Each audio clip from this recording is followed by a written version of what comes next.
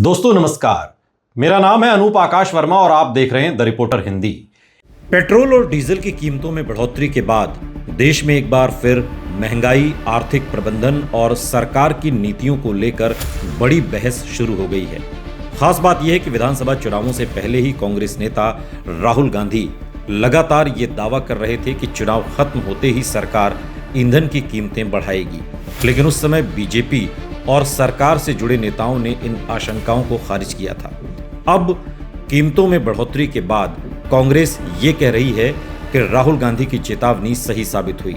यही वजह है कि विपक्ष इस मुद्दे को सिर्फ पेट्रोल डीजल की महंगाई तक सीमित नहीं रख रहा, बल्कि उसे नोटबंदी, जीएसटी और आर्थिक फैसलों की पूरी श्रृंखला से जोड़कर पेश कर रहा है।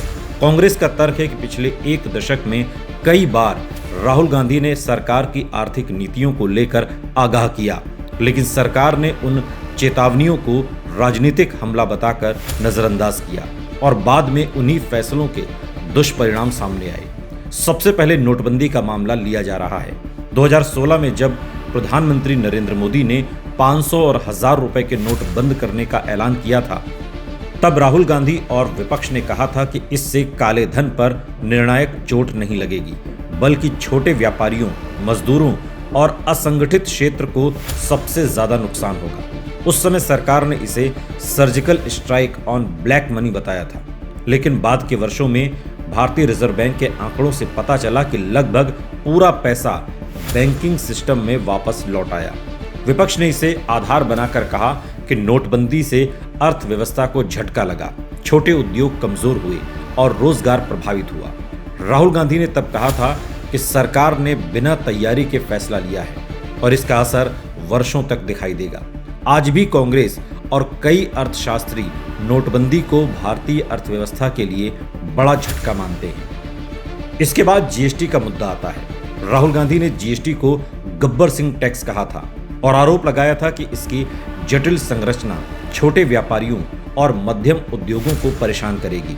शुरुआती वर्षों में जीएसटी पोर्टल की तकनीकी समस्याएं, रिटर्न फाइलिंग की जटिलता और टैक्स स्लैब की उलझनों ने छोटे व्यापारियों को काफी परेशान किया। हालांकि बाद में सरकार ने कई सुधार किए, लेकिन विपक्ष आज भी दावा करता है कि राहुल गांधी की शुरुआती चेतावनी पूरी तरह गलत नहीं थी। छोटे व्यापारियों और असंगठित क्षेत्र पर इसका दबाव लंबे समय तक बना रहा। अब पेट्रोल और डीजल की कीमतों को लेकर भी कांग्रेस वही नैरेटिव बना रही है। राहुल गांधी ने चुनाव प्रचार के दौरान बार बार कहा था कि चुनाव खत्म होने के बाद सरकार ईंधन की कीमतें बढ़ाएगी, क्योंकि अंतर्राष्ट्रीय हालात और सरकारी वित्तीय दबाव ऐसा करने को मजबूर करेंगे। उस समय बीजेपी नेताओं ने इसे विपक्ष का डर फैलाने वाला बयान बताया था, लेकिन अब कीमतों में बढ़ोतरी और प्रधानमंत्री मोदी की पहले की अपील, जिसमें उन्होंने लोगों से पेट्रोल डीजल कम इस्तेमाल करने, कारपूलिंग अपनाने, हवाई यात्राएं कम करने और सोना खरीदने से बचने की बात कही थी, उसे विपक्ष से जोड़कर देख रहा है। कांग्रेस का आरोप है कि सरकार को पहले से आर्थिक दबाव का अंदेशा था, लेकिन चुनावी नुकसान के डर से उसने कीमतें नहीं बढ़ाई।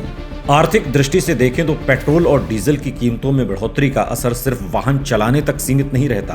भारत में परिवहन का बड़ा हिस्सा डीजल आधारित है। ट्रक, बसें, मालवाहक वाहन और कृषि उपकरण डीजल पर निर्भर है। इसलिए डीजल महंगा होने का सीधा असर माल ढुलाई की लागत पर पड़ता है। जब परिवहन महंगा होता है तो फल, सब्जी, दूध, अनाज, दाल, सीमेंट, स्टील, कपड़े और रोजमर्रा के उपभोक्ता सामान तक सबकी कीमतें धीरे धीरे बढ़ने लगती हैं। यानी पेट्रोल डीजल की कीमतों में वृद्धि महंगाई की चेन रिएक्शन पैदा करती है। आम आदमी पर इसका सबसे पहला असर घरेलू बजट पर दिखाई देगा। जो व्यक्ति रोज कार या बाइक से ऑफिस जाता है, उसका मासिक खर्च बढ़ जाएगा। मध्यम वर्ग के परिवारों के लिए स्कूल बस फीस, कैब किराया और सार्वजनिक परिवहन का खर्च भी बढ़ सकता है। ई कॉमर्स और डिलीवरी सेवाओं के दाम बढ़ सकते हैं। किसानों के लिए सिंचाई, ट्रैक्टर और फसल ढुलाई की लागत बढ़ेगी। इसका असर खाद्य पदार्थों की कीमतों पर पड़ेगा, यानी अंततः हर वर्ग प्रभावित होगा, चाहे वो शहरी मध्यम वर्ग हो, किसान हो या मजदूर।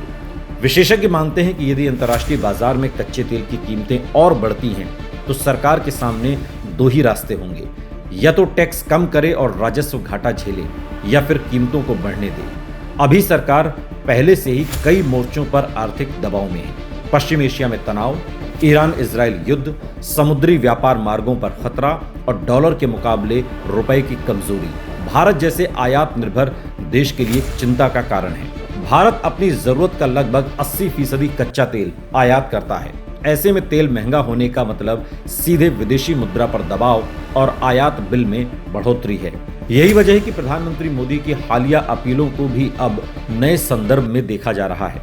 जब प्रधानमंत्री जनता से कहते हैं कि पेट्रोल कम इस्तेमाल करें, कारपूलिंग करें और गैर जरूरी खर्च घटाएं, तो विपक्ष इसे आर्थिक संकट की शुरुआती चेतावनी के रूप में पेश कर रहा है। राहुल गांधी और विपक्षी दल कह रहे हैं कि सरकार जनता को पूरी सच्चाई नहीं बता रही।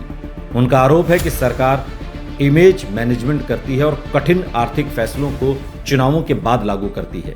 हालांकि सरकार समर्थकों का तर्क अलग है। उनका कहना है कि वैश्विक हालात असाधारण हैं और तेल कीमतों पर भारत का सीधा नियंत्रण नहीं है। सरकार ये भी कह सकती है कि ऊर्जा बचत और जिम्मेदार उपभोग की अपील किसी भी जिम्मेदार नेतृत्व की सामान्य सलाह होती है, लेकिन राजनीतिक रूप से विपक्ष को ये मुद्दा बड़ा हथियार जरूर मिल गया है, खासकर तब जब आम आदमी सीधे अपनी जेब पर असर महसूस करेगा। आने वाले महीनों में अगर पेट्रोल डीजल की कीमतें लगातार बढ़ती रहीं तो महंगाई दर पर दबाव और बढ़ सकता है। रिजर्व बैंक ब्याज दरों को लेकर ज्यादा सतर्क हो सकता है। इससे होम लोन, ऑटो लोन और व्यापारिक कर्ज महंगे हो सकते हैं। यानी असर सिर्फ ईंधन तक सीमित नहीं रहेगा, बल्कि पूरी अर्थव्यवस्था पर दिखाई देगा। यही कारण है कि विपक्ष इस मुद्दे को आर्थिक प्रबंधन की विफलता के रूप में पेश कर रहा है, जबकि सरकार इसे वैश्विक संकट का परिणाम बता रही है। राजनीतिक रूप से देखें तो राहुल गांधी के लिए ये एक अवसर बन सकता है। कांग्रेस लगातार ये नैरेटिव बनाने की कोशिश कर रही है कि राहुल गांधी सिर्फ राजनीतिक आलोचना नहीं करते, बल्कि पहले से आर्थिक खतरों की चेतावनी देते रहे हैं। नोटबंदी, जीएसटी और अब ईंधन कीमतों का उदाहरण देकर कांग्रेस यही साबित करना चाहती है कि सरकार विपक्ष की बातों को नजरअंदाज करती है और बाद में जनता को उसका नुकसान उठाना पड़ता है। आने वाले समय में यदि महंगाई और बढ़ती है तो ये मुद्दा विपक्ष की राजनीति का केंद्रीय विषय बन सकता है। लेकिन इन सब के बीच एक बात जो सबसे महत्वपूर्ण है वो ये कि कांग्रेस के पूर्व अध्यक्ष और रायबरेली से सांसद राहुल गांधी ने सरकार को जब जब चेताया तब तब सरकार नहीं जागी और अंततः वही हुआ जो राहुल गांधी चेता रहे थे।